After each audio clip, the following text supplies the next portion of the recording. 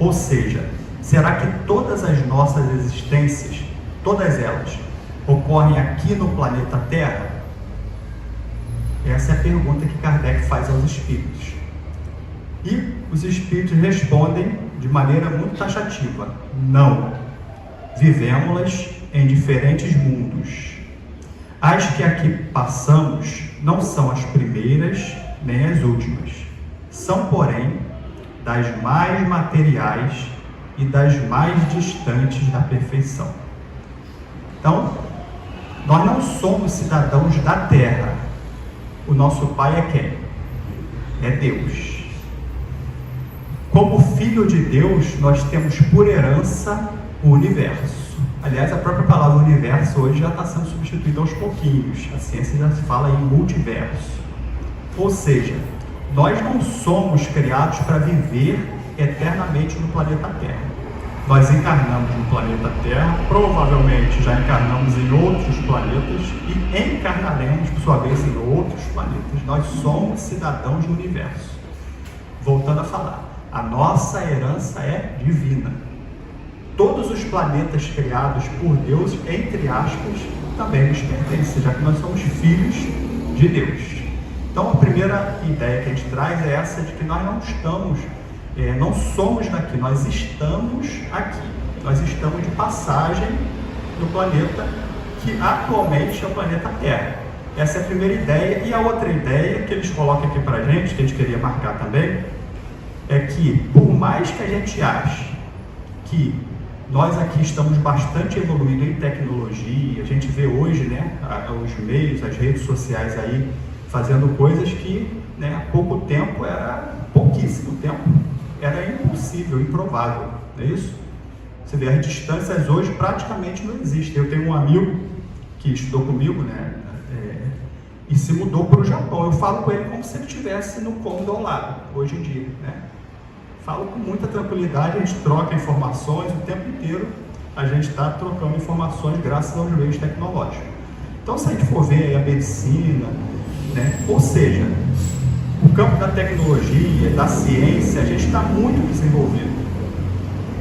E até na moral, embora a gente acompanhe muito atraso nesse sentido, a gente vê também já grandes avanços.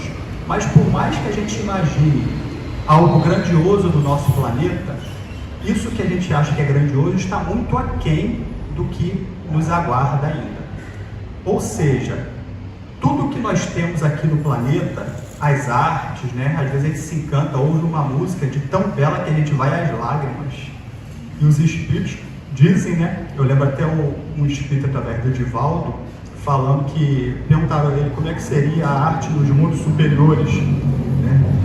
E aí ele fala que é algo semelhante comparado com a nossa, quando a gente olha para trás e vê lá a arte nas pedras, né, aquelas artes bem primitivas, né, que eles pintavam ali, uma coisa que a gente vê lá hoje, se não for arqueólogo, a gente olha e não desperta nada na gente, né, algo bem tosco do ponto de vista, né, da beleza, né, e ele compara a nossa, o que a gente tem de melhor, a isso, quando os espíritos superiores vêm para nós, olham para a nossa arte. Ou seja, tudo que nós temos aqui de melhor é muito pequeno ainda. Existe muito mais coisa, existe muito mais a caminharmos, a conquistarmos, além do planeta Terra. Então, a primeira ideia que a gente traz é essa, e a gente também quer resgatar uma outra ideia que está lá no Evangelho, no capítulo 3, há muitas moradas na casa do meu pai, que é a classificação dos mundos. Nós sabemos que os mundos, né, se classificam, lógico que essa classificação não é nada determinada, é algo didático que Kardec apresenta para a gente, graças à contribuição aí das mensagens espirituais.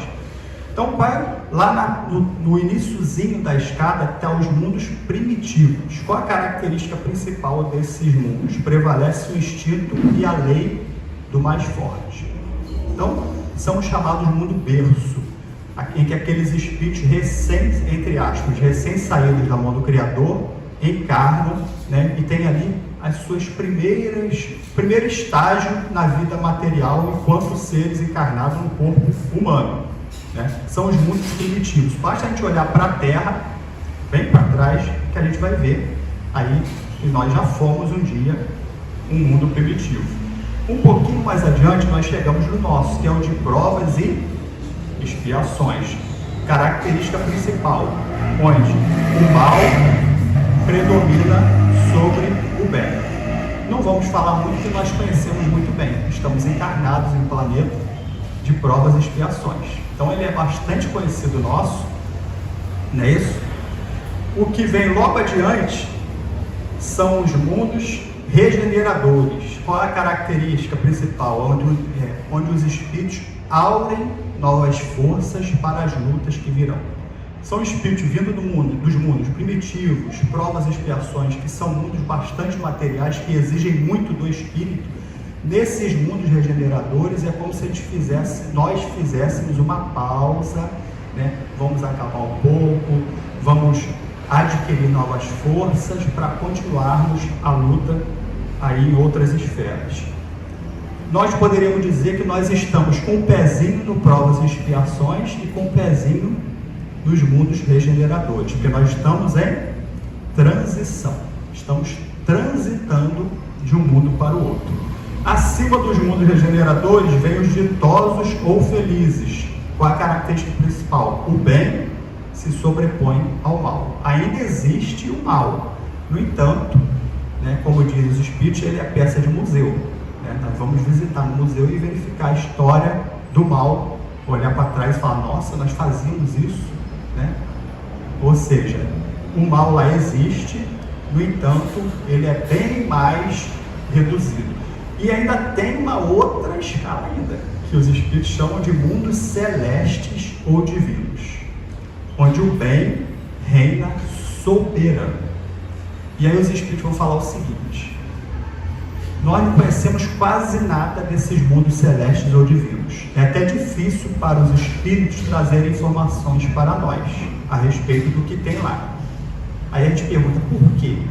Não é difícil da gente concluir isso. Basta a gente pensar assim: nesses mundos celestes ou divinos é a habitação de espíritos puros, não superiores, puros, espíritos puros. Quantos espíritos puros existem no universo? Não sabemos, né? Muitos espíritos puros. Dessa montoeira de espíritos puros, quantos nós conhecemos? Qual o nome dele? Jesus. E o que a gente conhece de Jesus? É uma parcela mínima do que ele realmente é. Concordam comigo? O que a gente sabe de Jesus é um recorte de quando ele encarnou aqui entre nós e de algumas informações espirituais. Quantos anos ele existiu no corpo físico? 33 anos. Ou seja, a gente conhece um espírito puro, numa amostragem de não sei quantos, de N espíritos que devem existir no universo. Sabemos que ele teve aqui 33 anos, boa parte da vida dele foi no anonimato, não é isso? Ou seja, se a gente não conhece nenhum espírito puro, como é que a gente vai conhecer a habitação desses espíritos? Viu como é que é difícil? Aí no Evangelho segundo o Espiritismo, vai ter lá uma mensagem que vai dizer assim: nós pintamos o inferno com todos os detalhes, tintas, cores, movimentos, mas para pintar o céu nós temos muita dificuldade. Por quê?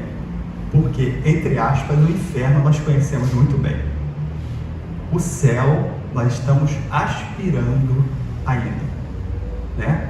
Então a gente viu aqui a classificação, lembrando que essa é uma classificação didática, é isso? A gente não vai aqui, quando chegar olhar o planeta Terra de longe, vai ter uma plaquinha lá de mundo de expiação, não é isso não. Isso é uma classificação didática para a gente entender. Então, dito isto, vamos continuar aqui com mais algumas reflexões. Ainda no Livro dos Espíritos, Kardec questiona assim aos espíritos: podem os espíritos encarnar em um mundo relativamente inferior a outro onde já viveram? Ou seja, nós estamos no planeta Terra, planeta de provas e expiações em transição. Nós podemos, em desencarnando, sermos convidados, né, para viver, para encarnar ou reencarnar em um planeta inferior à Terra? Essa é a pergunta. O que os espíritos respondem? Eu estou vendo aí todo mundo na maioria fazendo assim.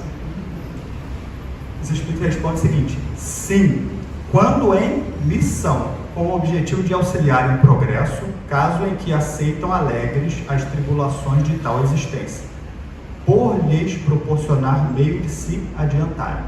Então, os Espíritos falam sim quando em missão. E aí a gente vai fazer a seguinte comparação aqui. Alguém aqui é militar? Não? Mas os militares, por exemplo, o nosso país aqui, graças a Deus, não vivemos em guerra, né? Raras vezes a gente entrou em conflitos aí, mas a gente vê que, por exemplo, vez que outra, o Brasil fornece soldados, militares, né, para irem a outras nações em missão de paz, e muitos, né, se candidatam para irem. E aí a gente foi perguntar por que eles fazem isso, né? Que eles vão em missão de paz para outros países, às vezes em locais de conflito, locais complicados. E aí eles vão falar para a gente lá, né? Eu não sei militar, mas quem sabe o que eles dizem, né? Tem um retorno financeiro muito melhor do que se eles ficarem só por aqui. E quando eles fazem esse trânsito de ir, de retornar, eles têm facilidade de galgar postos maiores. Ou seja, para eles é muito melhor. Eles ganham com isso. Eles crescem profissionalmente, eles evoluem. É a mesma coisa em relação, mal comparando, a essa condição aqui dos espíritos.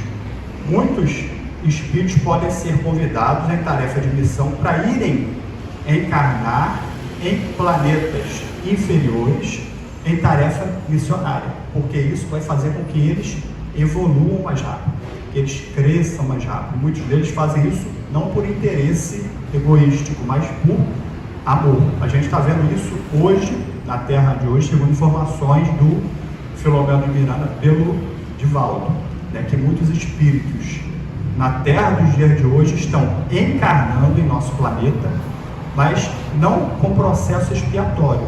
Muitos vindo de planetas mais adiantados, por amor a nós, se candidatando para vir e acelerar o progresso junto a nós.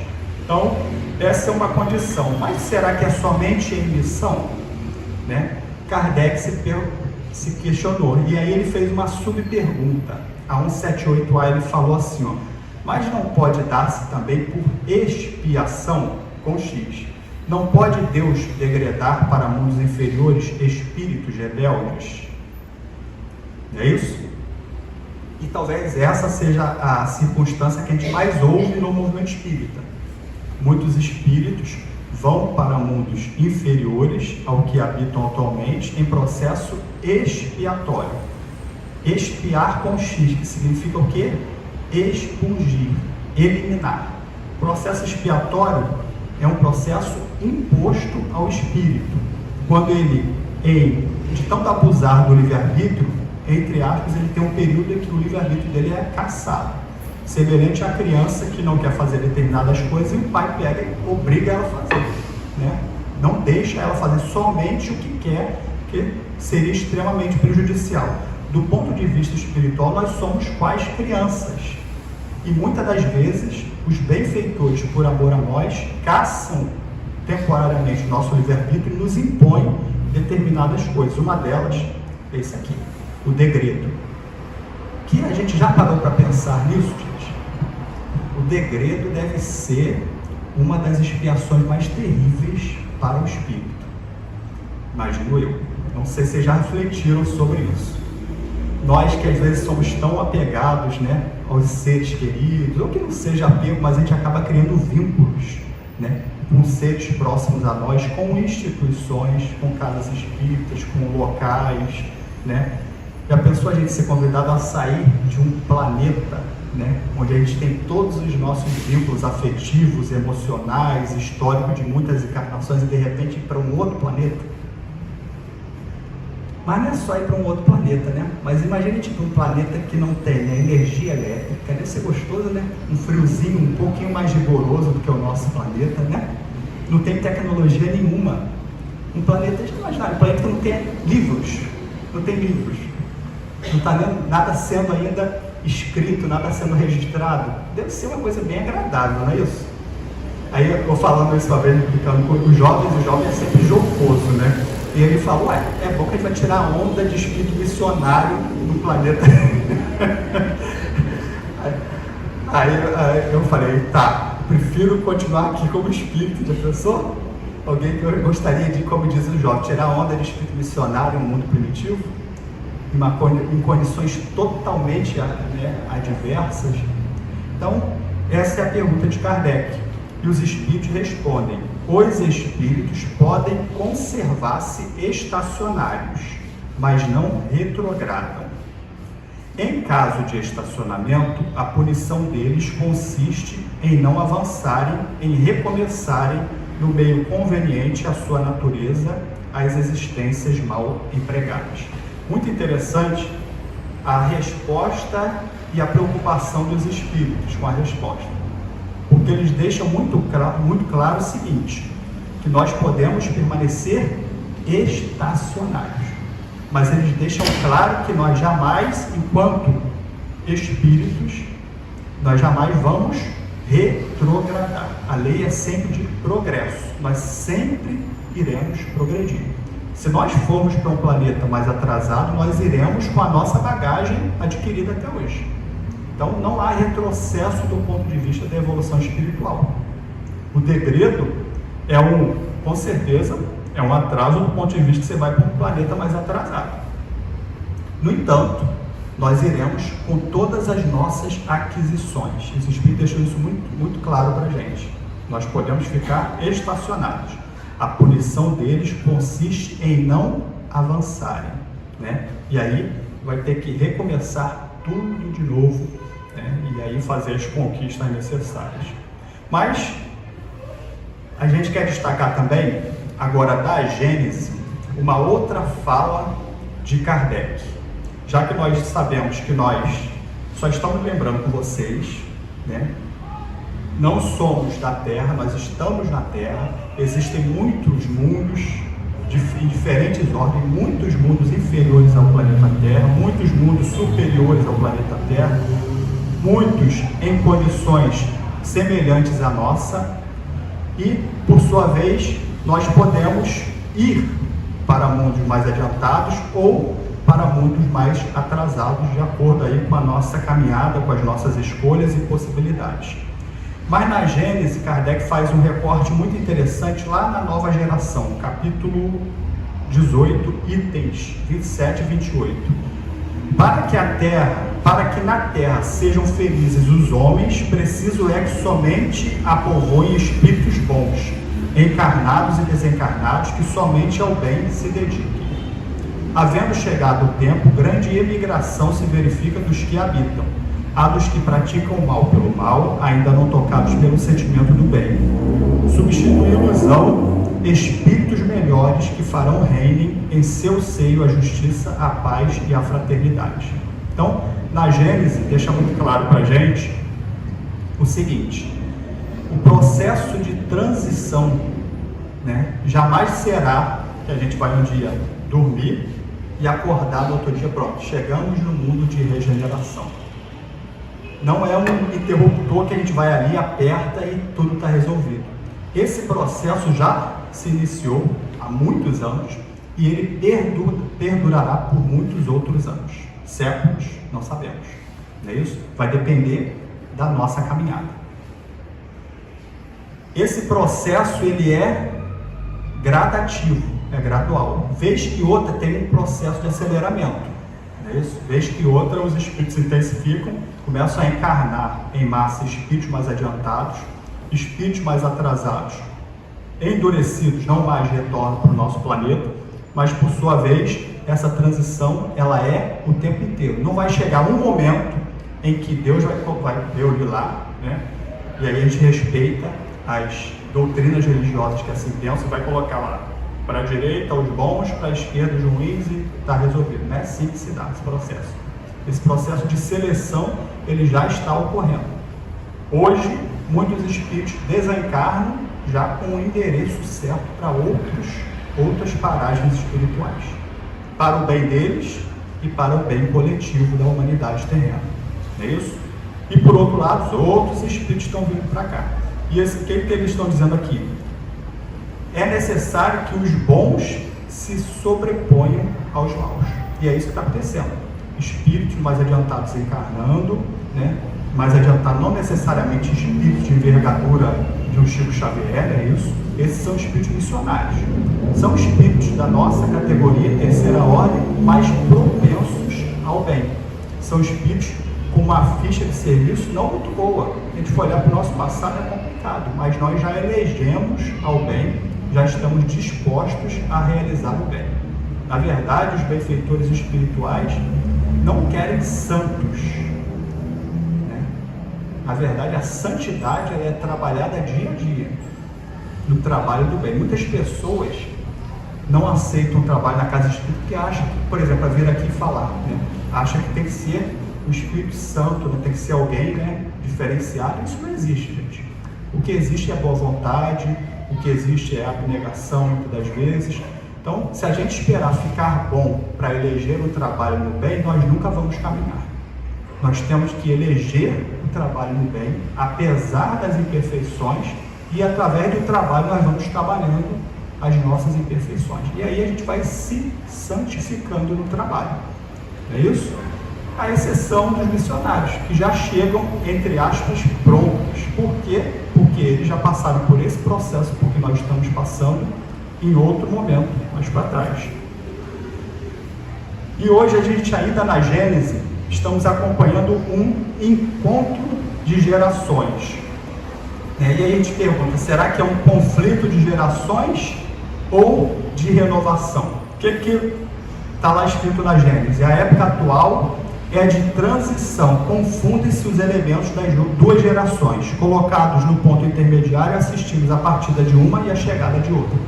A partida daqueles espíritos da geração velha, que não desejam o bem, espíritos endurecidos, recalcitrantes, que não desejam melhorar-se, é isso? Aqueles que estão ali endurecidos, esses espíritos vão ter que, para o bem deles, partir, e não mais para cá retornar. E por outro lado, espíritos propensos ao bem estão encarnando hoje de forma natural. A gente já vê isso em algumas crianças com determinadas, a gente vê, não só intelectual, a capacidade intelectual delas é algo assim de nos assustar muitas das vezes, capacidade de lidar com tecnologia. Criança, bebê mal que já mete o dedinho lá, já sabe fazer coisas que para um adulto é uma coisa difícil de, Então as crianças já vêm já com isso dentro dela. Não significa que esses espíritos são espíritos evoluídos. São espíritos, muitas das vezes, que devido às facilidades, têm acesso ao conteúdo delas com mais facilidade. Então, tem um despertar desse conteúdo com mais facilidade. Precisa de direcionamento, de educação. Então, a gente está vendo o conflito de gerações, de geração nova e a geração velha. A geração velha é o que predomina? Orgulho e egoísmo nos seus filhotes. É isso? E a geração nova, fraternidade, a humildade, são espíritos diferenciados na forma de agir. Não apenas preocupado com eles somente, mas preocupado com o outro. Esse conflito de gerações, que nós poderíamos chamar de renovação, é o que está acontecendo hoje. Por isso que a gente vê atos heróicos, pessoas dedicadas ao bem, que a gente muitas das vezes fica ali comovido por aquela situação, e no mesmo planeta ações totalmente brutais, crimes terríveis que a gente, nossa, isso é bárbaro, que realmente é bárbaro, gente.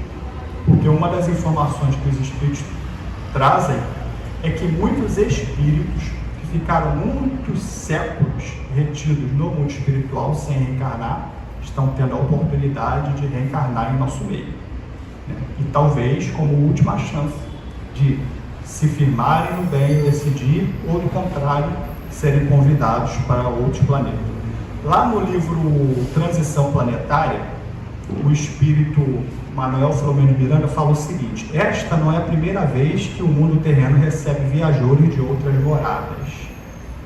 Não é a primeira vez. Lá no livro A Caminho da Luz, o Emmanuel fala lá dos espíritos lá degredados. Lembra? Lá no sistema de Capela, o nosso sistema aqui é qual? Sistema solar. É o nosso Sol. É isso? Lá é o que? Capela. Capela tinha lá uma série de planetas e um planeta de lá, daquele sistema, que tinha uma afinidade com o planeta Terra, maior afinidade, né? Estava passando por esse processo, porque nós estamos passando hoje. E aí muitos espíritos vieram de lá para cá, mas não como missionários. Vieram num processo expiatório. Ou seja, foi imposto a eles esse processo. Só que nós éramos tão primitivos que eles, no nosso meio, estavam muito além da gente, naquela época. E aí se destacaram. E a gente vê lá os egípcios, né, as pirâmides, que a gente se encanta com aquilo até hoje, né? Os hindus formaram raças, né, aí que na época trouxeram um surto de progresso para o nosso planeta. Até hoje a gente é influenciado, inclusive dos espíritos, no nosso corpo físico. Lá no A Caminho da Luz, Emmanuel fala disso. A formação do nosso corpo recebeu grande influência desses espíritos, né, que, encarnando no corpo físico, deixaram como herança aquilo que eles já tinham, já que o perispírito é um modelo organizador biológico. O perispírito, quem organiza o corpo físico, o perispírito deles, mais adiantado que o nosso, ao encarnar no nosso meio, embora a matéria embrutecida, eles deixaram a herança daquilo que eles traziam em si. Então eles trouxeram um surto de progresso. A diferença é que eles vieram com um processo expiatório, diferente de hoje, dos espíritos que estão vindo hoje, um processo de missão. Muitos estão encarnando, né, por amor a nós. E continua lá dizendo que quem não se entrega à luta, ao movimento, candidata-se ao insulamento, à morte. Quem não se entrega à luta, ao movimento, candidata-se ao insulamento, à morte. Em outras palavras, o que o Manuel Flamengo de Miranda está falando para a gente de maneira bonita aqui? Se a gente não se firmar no bem, nós seremos convidados a nos retirarmos do planeta e irmos para locais de degredo, locais mais atrasados do que nós, que o nosso hoje. Não por punição. A justiça divina não age dessa forma. Sempre por um processo de educação. Visa sempre a educação do espírito. Só que a diferença é que alguns espíritos estão despertos, outros estão em sono profundo. Alguns espíritos estão em sono leve. Você já viu alguma pessoa com sono leve, você chega para ela, você dá um toquezinho assim, ela acorda, não é isso?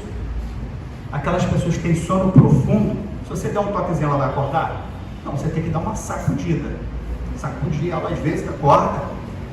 Assim são as leis divinas para conosco. Quando o espírito está muito adormecido, é necessário, às vezes, uma sacudida forte para que ele desperte e continue a sua jornada.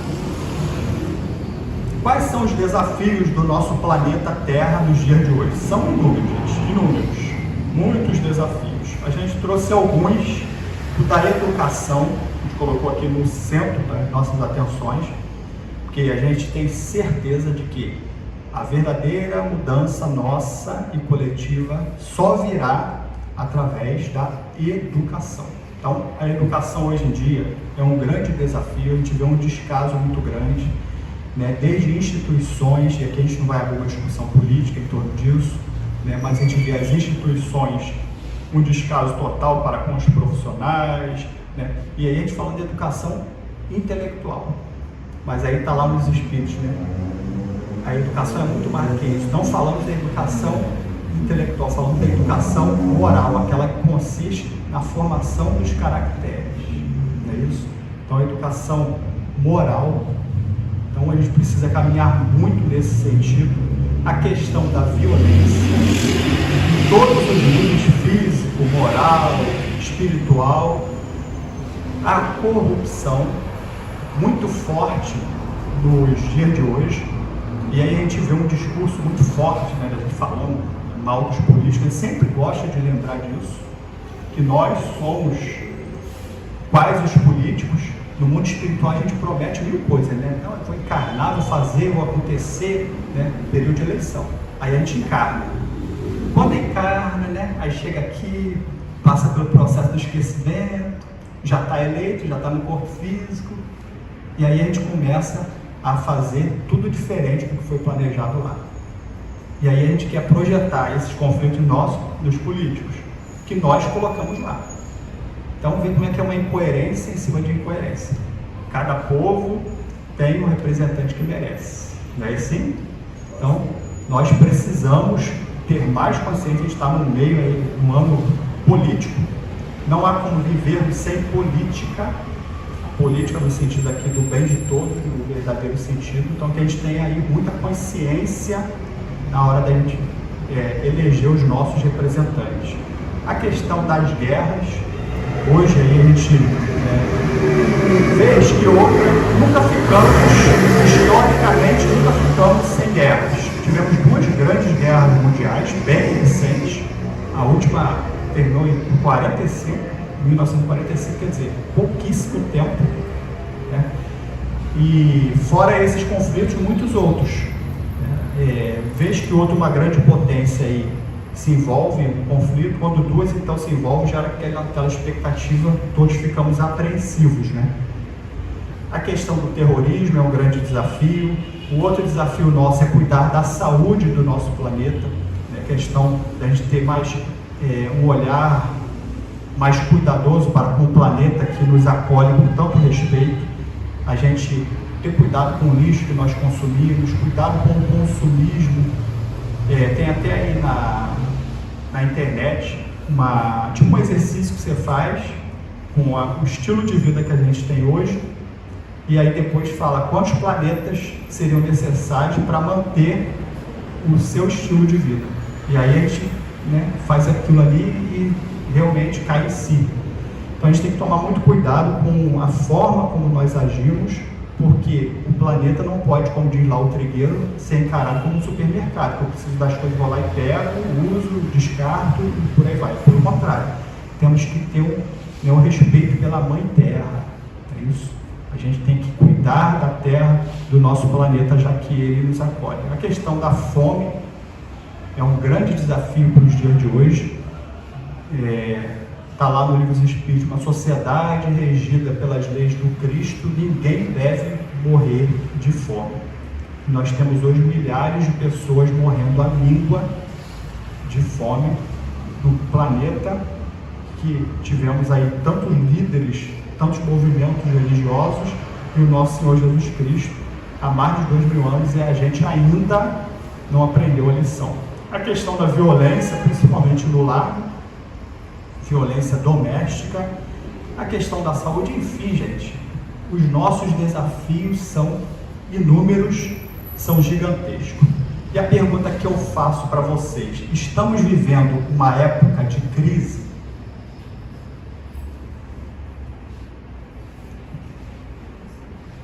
Sim ou não? Bem evidente, não é isso? Podemos dizer que estamos no auge de uma crise? Estamos aí vivendo. E uma outra perguntinha que eu faço para vocês: as crises, elas são boas ou são ruins?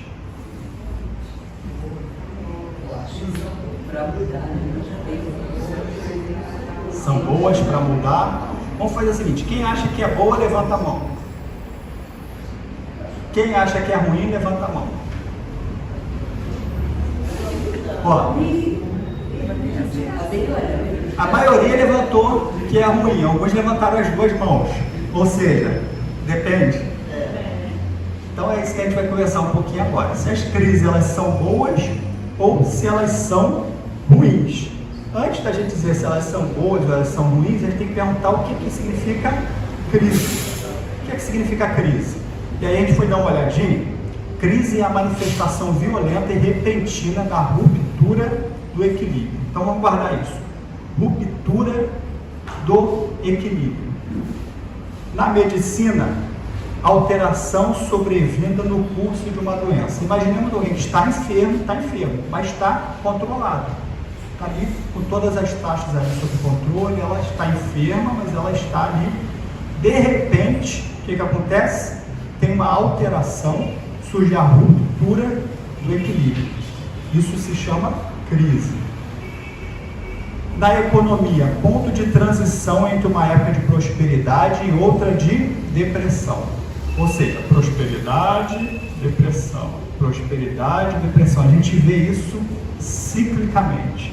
O nosso modelo econômico, o capitalismo, ele é dessa forma, gente. Ele é ciclópico. Prosperidade, depressão, prosperidade, depressão. Ele é assim. O nosso modelo, ele não se sustenta. Não se sustenta. Isso aí não tem jeito. Com o tempo, nós arrumaremos outro modelo, mas não é a mudança do modelo que vai resolver a situação. É a nossa mudança pessoal que fará a mudança dos modelos, fará a mudança das instituições. A mudança não é de fora para dentro, ela é de dentro para fora. Essa é a verdadeira revolução. Na sociologia, situação social decorrente da mudança de padrões culturais, que se resolve na elaboração de novos hábitos por parte do grupo. Mudança de padrões culturais. Sociologia. Aí a gente lembra, já está ficando velho, mas eu gosto de lembrar que é um exemplo muito clássico para a gente, né? A globalização. Antigamente a gente tinha Oriente, Ocidente. Era como se existisse um muro que separava a cultura oriental da cultura ocidental. O que a gente está vendo hoje? A orientalização do Ocidente e a ocidentalização do Oriente. Ou seja, é como se aquela barreira fosse caindo e as culturas vão se misturando. Isso aí é um exemplo clássico de crise, já que ela é mudança de padrões culturais, o encontro de culturas totalmente diferentes, não é isso? Que vão se mesclando. Quer ver um outro exemplo? Uma instituição que está sofrendo profundas mudanças. Qual é? A família. A família. Não é isso? Aquele modelo clássico de pai, mãe, filhos. Não é isso? Hoje, quantos arranjos familiares nós temos? Se não é família, é família, gente. Com certeza. Família constituída. Isso também é uma mudança aí de padrões culturais, que ainda gera muito conflitos, muita dificuldade da gente lidar, porque é algo ainda relativamente novo, né? Que está se estabelecendo, mas que faz parte aí de um processo também de crise, como sendo a ruptura do ponto de equilíbrio. O novo, gente, traz mudança, às vezes incomoda, é isso? Por quê? Porque tem quem está sentado na poltrona, sendo beneficiado, não quer mudar. Mas quando a mudança é uma imposição das leis divinas, quando é um progresso que tem que vir, não vai respeitar quem está sentado, não. Vai jogar quem está sentado no chão, vamos embora, levanta, vamos embora. Então essa é a mudança. Ainda continuando com a palavra crise. Sabe o que a gente descobriu? A palavra crise, ela vem de crista. Olha que interessante. Lembra, sabe o quê? As ondas do mar. As ondas do mar, elas têm assim, ó, o ápice, o declínio. O ápice, o declínio, sucessivamente, não é assim? As ondas do mar. A crise é isso. Quando chega lá na crista, a origem da palavra crise, significa o quê? Crise, lá em cima. Está lá no ápice das mudanças, não é isso? Mas depois da mudança, tudo se reorganiza e aí a gente vai e as coisas vão se assentando. Ainda sobre a palavra crise, a gente foi lá e viu que a origem dela, ela vem do sânscrito, kri, que significa limpar, desembaraçar, purificar. Limpar, desembaraçar, purificar. É como se fosse uma peneira. E aí a gente lembra de um ensino do Cristo, que nós precisamos separar o joio do trigo. É fácil, gente, separar o joio do trigo? Não é. Ainda mais na atual situação nossa, de crise, em que os valores se confundem.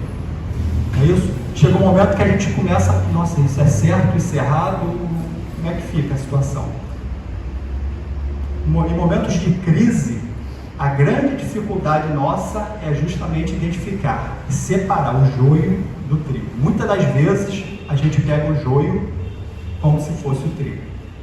Quando está tudo definidinho, lembra lá Oriente, Ocidente, a coisa vai...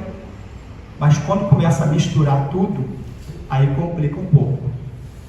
Uma outra imagem que a gente gosta de trazer em relação a isso, se a gente olhar para uma paisagem e ver lá várias árvores verdes e tem lá no meio uma árvore amarela, a gente consegue identificar que aquela árvore lá é diferente, né? A gente olha de longe, você sabe que aquela árvore lá é diferente, mas e se tiver tudo misturado, árvore verde, amarelo, um monte de árvore, quem é quem? Não é mais difícil? É o que a gente está vivendo hoje.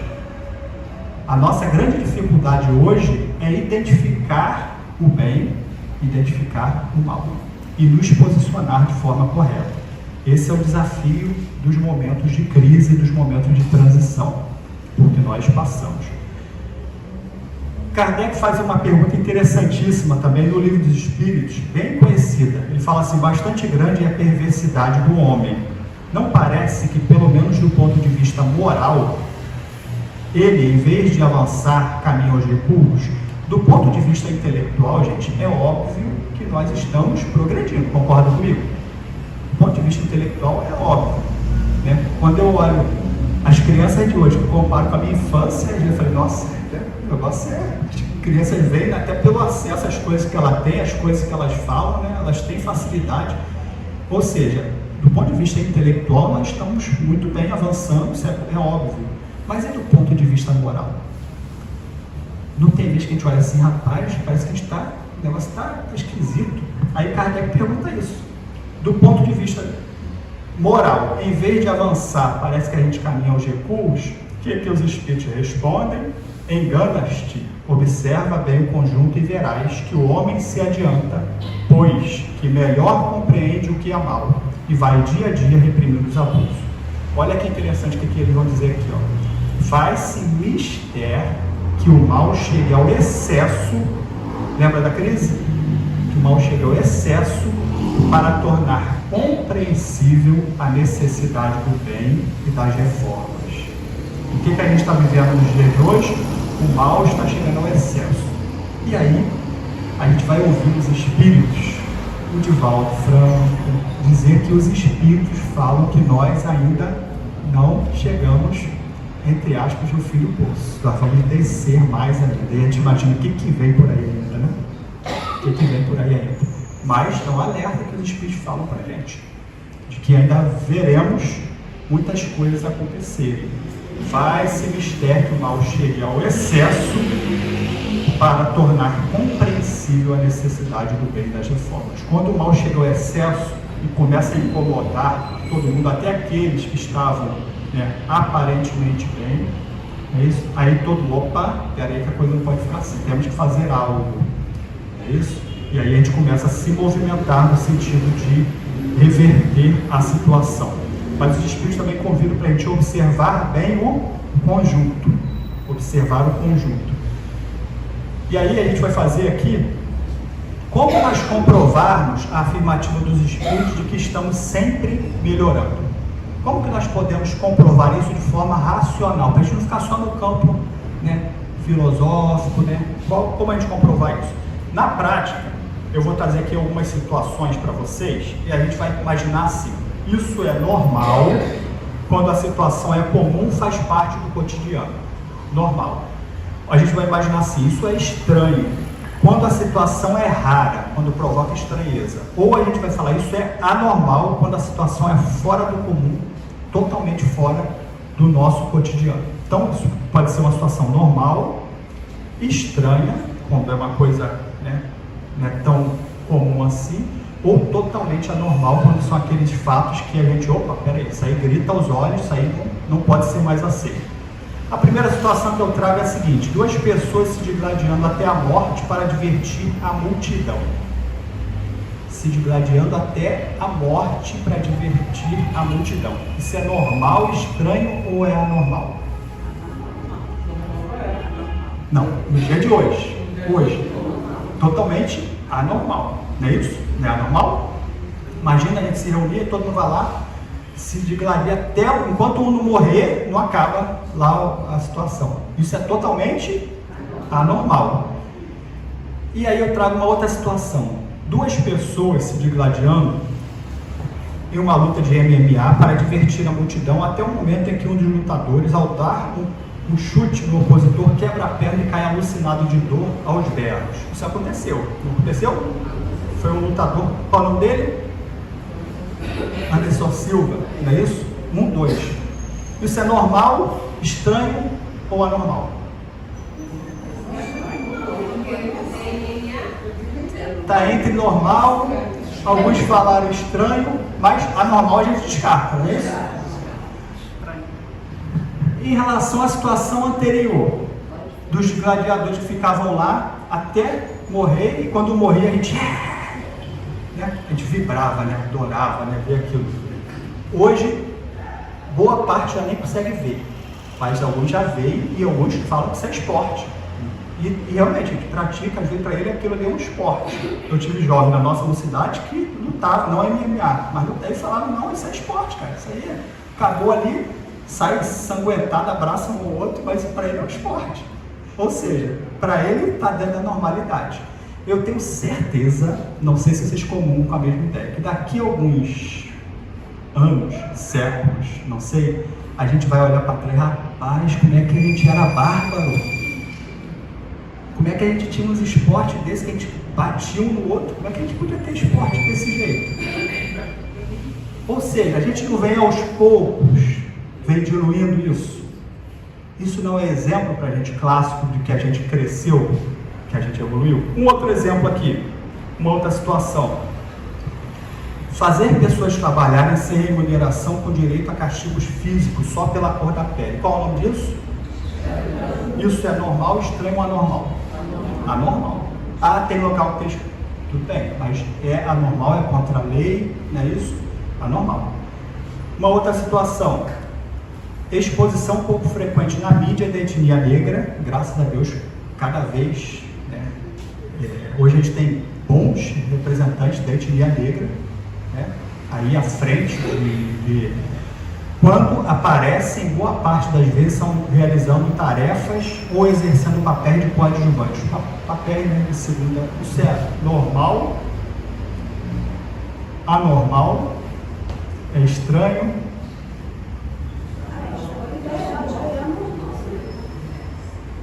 Hoje já está, graças a Deus, bem comum a gente ter, não é isso? Mas há pouquíssimo tempo, gente. A escravidão foi até agora. Olhei para trás aqui, a gente estava na escravidão.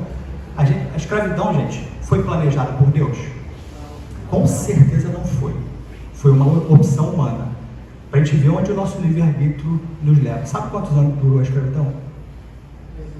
300 anos. 3 séculos. Não planejados por Deus, e nós mantivemos a escravidão durante 300 anos. Hoje, já não tem mais a escravidão.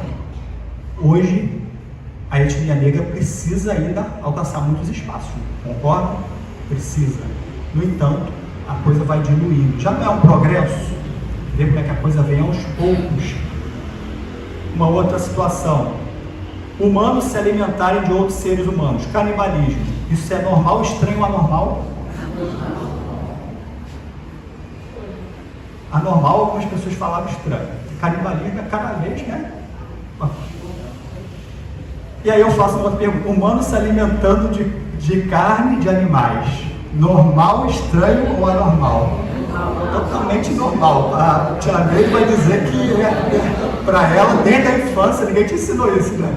Desde a infância, para ela, é estranho, beirando ou anormal. Eu tenho um sobrinho que é a mesma coisa.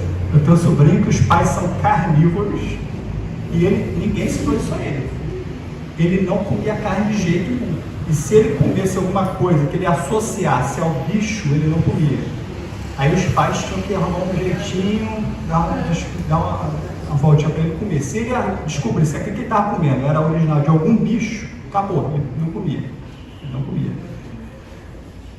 Eu tenho certeza também que daqui a alguns séculos, milênios, não sei, a gente vai olhar para trás, quando o nosso organismo não mais precisar disso, e cada vez vai precisando menos, a gente vai substituindo, a nossa matéria orgânica vai se modificando, com certeza a gente vai olhar para trás, rapaz, o pessoal lá era terrível, eles comiam os seres, os nossos irmãos, eles comiam os animais, olha só como é que eles eram bárbaros.